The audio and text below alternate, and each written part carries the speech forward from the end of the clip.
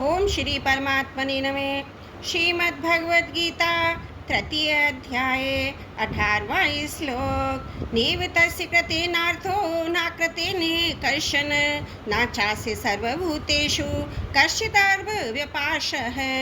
उस महापुरुष का इस विश्व में ना तो कर्म करने की कोई प्रयोजन रहता है, ना कर्मों के ना करने से ही कोई प्रयोजन रहता है, तथा संपूर्ण प्राणियों में भी इसका किंचित मात्र भी स्वार्थ का संबंध नहीं रहता। प्रत्येक मनुष्य की कुछ ना कुछ करने की प्रवृत्ति होती है। जब तक वह करने की प्रवृत्ति किसी सांसारिक वस्तु की प्राप्ति के लिए होती है, तब तक उसका अपने लिए करना शेष रहता ही है। अपने लिए कुछ ना कुछ पाने की इच्छा से ही मनुष्य बंधता है।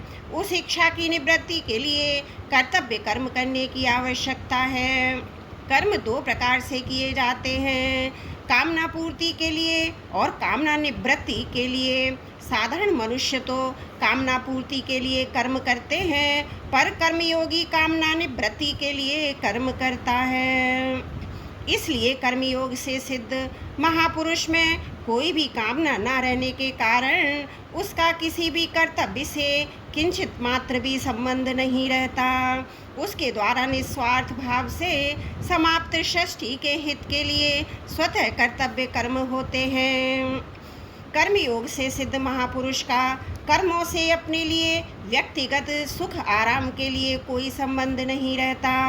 इस महापुरुष का यह अनुभव होता है कि पदार्थ शरीर इंद्रियां अंतकरण आदि केवल संसार के हैं और संसार से मिले हैं, व्यक्तिगत नहीं हैं। अतः इनके द्वारा केवल संसार के लिए ही कर्म करना है, अपने लिए नहीं। कारण यह है, संसार की सहायता के बिना कोई भी कर्म नहीं किया जा सकता। इसके अलावा मिली हुई कर्म सामग्री का संबंध भी समष्टि संसार के साथ ही है, अपने साथ नहीं। इसलिए अपना कुछ नहीं, व्यष्टि के लिए समष्टि हो ही नहीं सकती। मनुष्य की यही गलती होती है, वह अपने लिए समष्टि का उपयोग करना चाहता है, इसी से उसे अशांति होती है।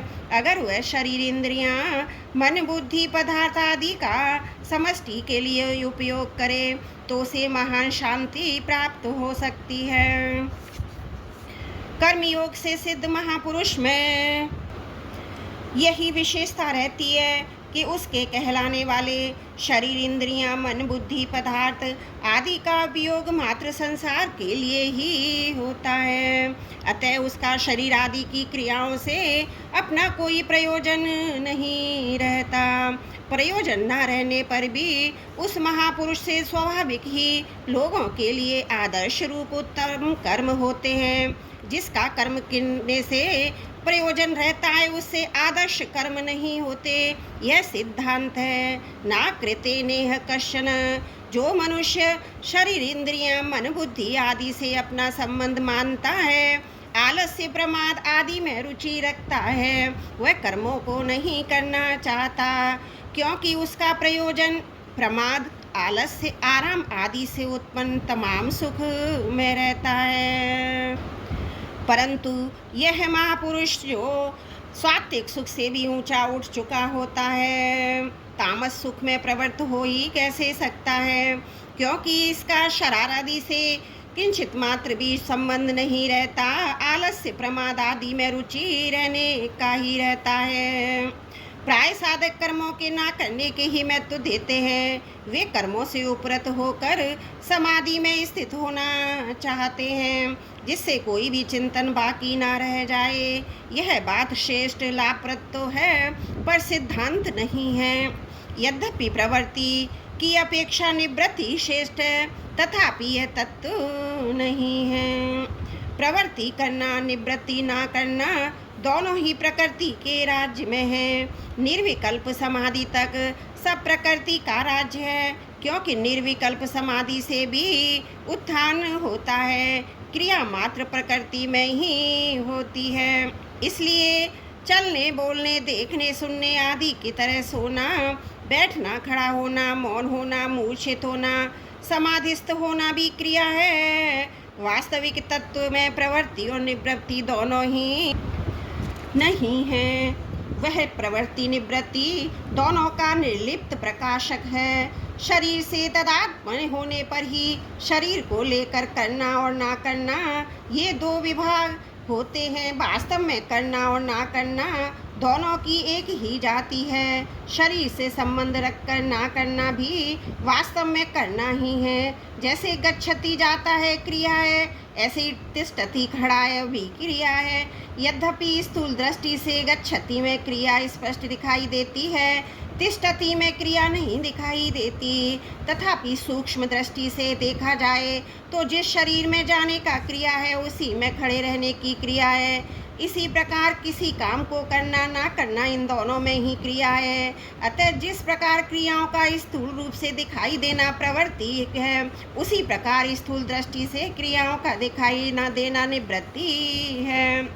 जिसका प्रकृति एवं उसके कार्य से भौतिक और आध्यात्मिक, लौकिक और पारलौकिक कोई प्रयोजन नहीं रहता, उस महापुरुष का करने से ना करने से कोई स्वार्थ नहीं रहता।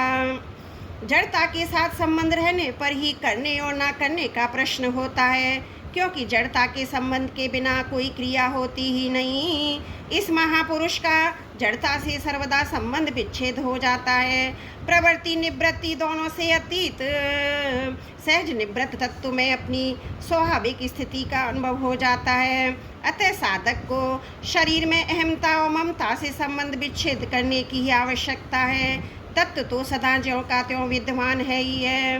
नाचास्य सर्वभूतेषु कश्चित् विपाश्रयः है। शरीर तथा संसार में किंचित मात्र भी स्वार्थ का संबंध ना रहने के कारण उस महापुरुष को समस्त क्रियाएं स्वतः दूसरों के हित से होती हैं। जैसे शरीर के सभी अंग स्वतः शरीर के हित में लगे रहते हैं, ऐसे ही उस महापुरुष का अपना कहलाने वाला शरीर, जो संसार का एक छोटा सा अंग है, स्वतः संसार के हित में लगा रहता है। उसका भाव और उसकी संपूर्ण चेष्टाएं संसार के हित के लिए ही होती हैं। जैसे अपने हाथों से अपना ही मुख धोने पर अपने में स्वार्थ, प्रत्युपकार अथवा अभिमान का भाव नहीं आता, ऐसे ही अपने कहलाने वाले शरीर के द्वारा संसार का हित होने पर उस महापुरुष में किंचित मात्र भी स्वार्थ, प्रत्युपकार अथवा अभिमान का भाव नहीं आता। बताते हुए भगवान ने ये कहा है, कर्म करने से उसका कोई प्रयोजन नहीं रहता, कर्म ना करने से भी उसका प्रयोजन नहीं रहता। किसी भी प्राणी पदार्थ से उसका किंचित मात्र भी स्वार्थ का संबंध नहीं रहता। कुछ पाने से भी उसको कोई प्रयोजन नहीं रहता। वस्तुतः स्वरूप में करने अथवा ना करने का कोई प्रयोजन नहीं है। किसी व्यक्ति अथवा वस्तु के साथ कोई संबंध नहीं है, कारण के शुद्ध स्वरूप के द्वारा कोई क्रिया होती नहीं। जो भी क्रिया होती है प्रकृति और प्रकृतिजन्य पदार्थों के संबंध से ही होती है। इसलिए अपने लिए कुछ करने का विधान ही नहीं है। जब तक मनुष्य में करने का राग, पाने की इच्छा, जीने की आशा और मरने का भय रहता है, तब तक उस पर कर्तव्य का दायित्व रहता है। परंतु जिसमें न किसी भी क्रिया को करने का ना करने का कोई राग है, संसार की किसी भी वस्तु आदि को प्राप्त करने की इच्छा नहीं है, जीवित रहने की कोई आशा नहीं है और मृत्यु से कोई भय नहीं है, उसे कर्तव्य करना नहीं पड़ता। प्रत्युत उसे स्वतः कर्तव्य कर्म होते रहते हैं। जहाँ अकर्तव्य होने की संभावना हो, वहीं कर्तव्य पालन की प्रेरणा होती है। त्रुटियों के लिए क्षमा प्रार्थी हूँ। 18वां श्लोक समाप्त। वसुदेव सुतं देवं कंसचारुण मर्दनं देवकी परमानंदं कृष्णं वंदे जगद्गुरुम्।